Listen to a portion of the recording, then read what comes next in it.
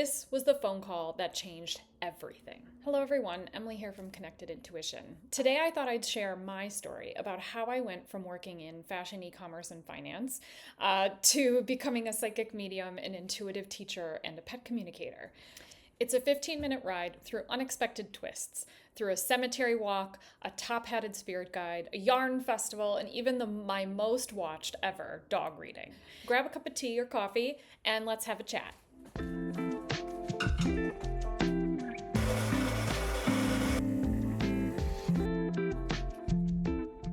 A few years ago, I lost my job in fashion e-commerce very suddenly. I didn't know what was happening, very unexpected. Got a meeting put on my calendar, and about 15 minutes later, I was without a job. Out of desperation and curiosity, I booked a reading with a medium friend that had been recommended to me. But this was the phone call that changed everything.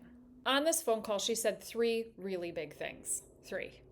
She said, number one, I would have a new marketing-related job within the month. Now, remember, I was in finance and fashion e-commerce, so marketing was not 100% my wheelhouse. And number two, that I would face legal issues in my new house that I had just moved into a couple of months prior. And then number three, and this one blew my mind when I asked, are the spirits trying to talk to me? She said, yes, you're just not listening. She also said we were speaking a different language, that I just had to be open, that there were a lot of things I could do to speak to spirit. At that moment, I laughed because it was terrifying. The thought that I was going to speak to spirit, something I had never done before. And it was also thrilling. I obviously had a curiosity about it, but it was exciting to hear that the spirit world was also trying to talk to me. Spoiler alert, that a medium was actually right on all three things. Number one, I did have a new job within the month. It was this one. And yes, there's a fair bit of marketing involved in here that it was new to me at the time. Number two, I did have legal troubles with my apartment. And number three, yes, as you may have guessed, the spirits were talking to me. But let's back up to the story for a minute.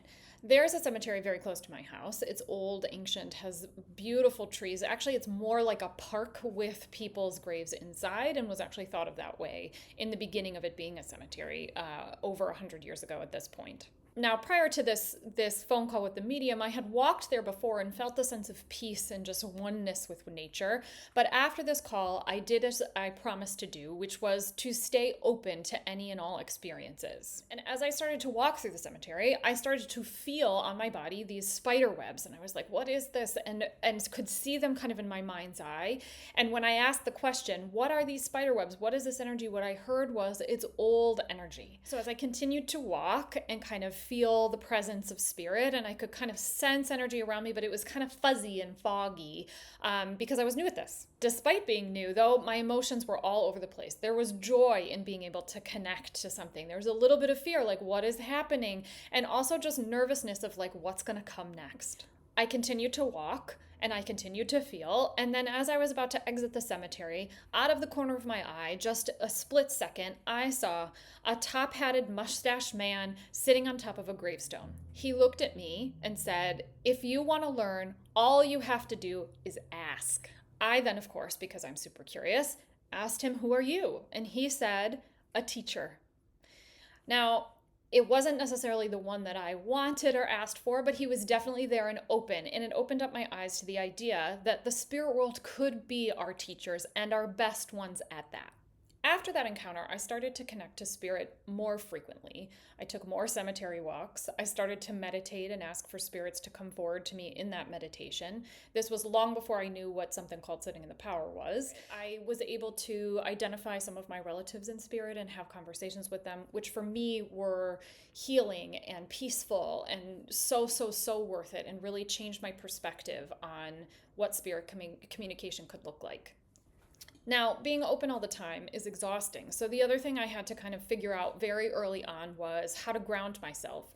And those walks in the cemetery started to become both peaceful, but also time for me to connect with the trees and put my feet in the grass and things like that that don't happen in an apartment in New York City every day. But it was truly finding my way through that spirit communication and that energy alongside my daily life. At this point, I kind of could sense I needed some formal training, that you can't just do this work and not know what you're doing. Now, I'm sure there are mediums out there that have been doing this since they were young and could do it without blinking, but that that was not how the ability came to me. I definitely needed to learn some techniques in the background to help the ability come to the surface. Before we get to our more formal training aspect of my story, let's take a stop off at the moment when I knew that this was something that was real. Now, I'm a knitter. I love yarn. And you're going to ask yourself, what does knitting have to do with spirit talk? And for the most part, I would say not much. But I loved the repetitiveness of it. And in some ways, it was my own form of meditation. And then in addition, my grandmother was a knitter, and sometimes when I'm knitting, I feel her sitting next to me and guiding my hands and my stitches. And then third, witchcraft has used repetitive intention throughout time, and witches have been known to knit spells into their knitting. Not something that I necessarily did, but it has been part of the fibercraft world for a very long time. That being said, this part of the conversation has nothing to do with that. For the first time ever, my sister and I were going up to Rhinebeck to the New York Sheep and Wool Festival, which was something I had wanted to do for many years. Prior to actually going to the Yarn Festival, we were on a long run back in the days when I could run without foot pain. And I was explaining to her everything that had been happening to me for the last couple of months, these conversations that I were having with spirits, the validation that I had gotten from some friends and friends of friends.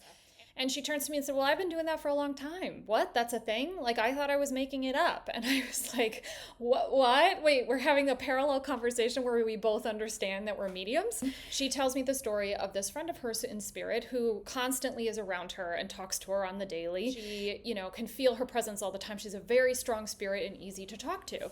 And as she's explaining this, I start to feel her friend. I can feel tingles on the top of my head. I can feel her on my shoulders. And then I start to hear her voice in my head. Let's call this friend Judy. So my sister has this idea to say to Judy, tell Emily the thing that you always say. And I was like, okay, I don't know if I'm going to pass this test. Immediately doubt comes into my mind, which happens with a lot of mediums. And I was like, okay, I'm going to try my best here. And I'm like, oh, what do I hear? What do I hear? And the only thing I heard was like, blah, blah, blah, blah, blah. And I was like, that's not words. But so I was like, this cannot be right. And I turned to my sister and I'm like, I hear blah, blah, blah, blah, blah. And she's like, oh my gosh, that's it. She would always say, like, let's go to the store to get blah, blah, blah, blah, blah. And I was like, and she was like, and we stopped running and we started jumping up and down. And we were like, oh my gosh, we can both do this. And it was the confirmation that we both needed to know that our connection to spirit was super strong. So the rest of the weekend we're with the sheep, the wool, the yarn, the fields, the apple cider donuts, everything that festival has to offer. And we start just having casual conversations with all of the spirits in her life, all of our communal dead relatives, and just anyone who wanted to speak to us. And I had a massage where I got a huge download of information and I could feel my energy wide open and I was just receiving everything that weekend. When we compare notes about that weekend together later, what's become apparent to us is our connection is louder, is clearer when we're together. So sometimes family reunions can be a bit spirit heavy, but we do like to talk together and have that partnership. I knew I needed some formal training. I knew that there was structure to giving a reading. I knew I needed to troubleshoot when there was issues. I knew I needed someone who was much more experienced than me to teach me the ways of being a medium and a psychic. So on 2 weeks' notice, off I went to Arthur Findley College. How did I find Arthur Findley College? I started with the Google search, as we mostly all do, but then additionally, what I started to realize in the biographies of a lot of the mediums that I had come to like, know, respect, understand their readings was that they had all studied at Arthur Findley or were tutors there themselves. And so that was enough confirmation for me to buy a plane ticket, get on an airplane, and spend a week away from family. Remember, I'm now laid off, with spending all that money and saying, this is what I need to do.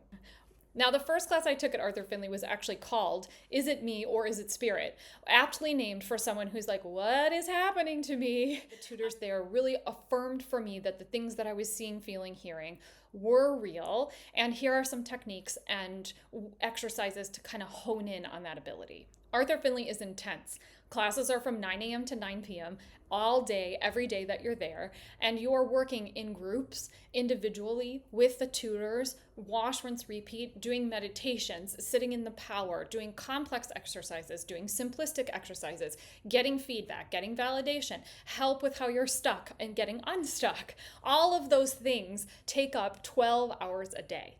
Now, after 2 days, I had not contacted my family, and my husband sent me a proof of life text message, like, "Are you okay out there?" And I realized that I had gotten lost in the world of spirit, happily so. I texted back, "My life has changed. It's never going back. I'll get back to you as soon as I can." I started to build a little bit of a business at that point. I had a website and I had word of mouth through friends and family, and I started to give free readings over and over and over again. And that is one of the biggest pieces of advice that I would have for you if you're interested in this work, is just to practice, practice, practice. There's a lot said for repetition. It teaches you a couple of different things. First of all, how to handle different people, different sitters, etc., but then also how your own ability works. And for me, in that repetition, I realized a couple of things about how my own mediumistic ability worked and how to solve the problems of mediumship that were my own problems. Everybody's ability works differently, so solving your own problems may take a couple different trial and errors. Word spread about these free readings, and obviously when you give something away for free, people are much more apt to sign up. So I was sold out of my free readings for quite some time. However, then over time, I started to realize I needed to start to charge for it for a lot of different reasons that will be another video later, why you need to charge for your own psychic abilities or mediumship abilities. Then about 2 years ago, Spirit said to me, "I have an idea for you." And I was like, okay. They said, "You need to post animal readings on TikTok." And there were two very big problems with that. Number one, I had never done an animal reading. And number two, I was not on TikTok, nor did I know how to use TikTok. So for Spirit to say, "Hey, post some animal readings on TikTok," I was like, I don't know any of these things. So it was a little surprising. I laughed. I thought it was hilarious and was like, oh, no, no, no. Well, it kept going on repeat. Spirit kept saying, "You need to post your videos on TikTok and you need to become an animal reader." So I took a few classes on animal communication, which is not that different than psychic and mediumistic communications with humans. It's honestly the same energy and the same main principles apply. There are slight nuances to talking to animals, but you learn those over time, and taking a few classes and doing a few practice readings, I kind of got up and running pretty quickly. Then I sent an email to a client who had a dog who I'd read for her and her family before and said, "Hey, could I do an animal practice session with you?" And she said, "Absolutely." This video went so viral that it is to this day still the most watched video I have on TikTok, with a dog named Jax and how he wanted to sleep in the kids' beds in his house, not in the adult beds. Now, I understand why this was such a lovely video, because it was talking to how he just wanted to be seen as a sibling in a family and how much he loved them and he enjoyed the space he was in, and I get why that video was so great. So take a look, take a listen. It's pinned at the top of pretty much every one of my social channels. It's a great one to watch. But suddenly I had thousands of people watching my videos, and at this point I think it's at about 2.5 million. But at that point it was thousands of people, and my life changed overnight. Suddenly I had everyone coming to me asking for pet readings. And so my business grew and it grew, and social media really became a place to showcase what I could do, but also build a community of connection and have a conversation about what our animals really mean to us. And animal communication is not something that is bizarre. All of us talk to our animals all day long. I have conversations with my cat from the time I wake up in the morning until the time I go to bed at night. So that brings us to present day and my cup of coffee in my kitchen. What do I do now? I would say about 70% animal readings, and the remaining 30% are people readings, either intuitively or mediumistically. And I teach classes, so I teach other people how to do this for themselves.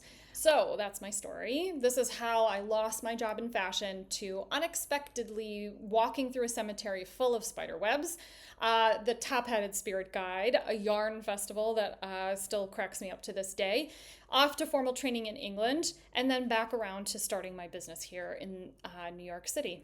If you're curious about your own mediumistic ability, or just want to have a conversation with a loved one in spirit on a daily basis, or if you want guidance on your own life from your spirit guides, from your higher self, or if you just want to have a really heartfelt conversation with your animal every day and know that they're hearing you and be able to hear them back, this is the place for you.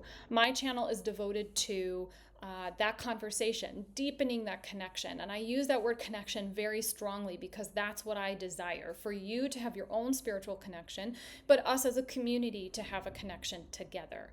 I hope you enjoyed my story, and I hope that this inspires you in your own spiritual path. Thank you.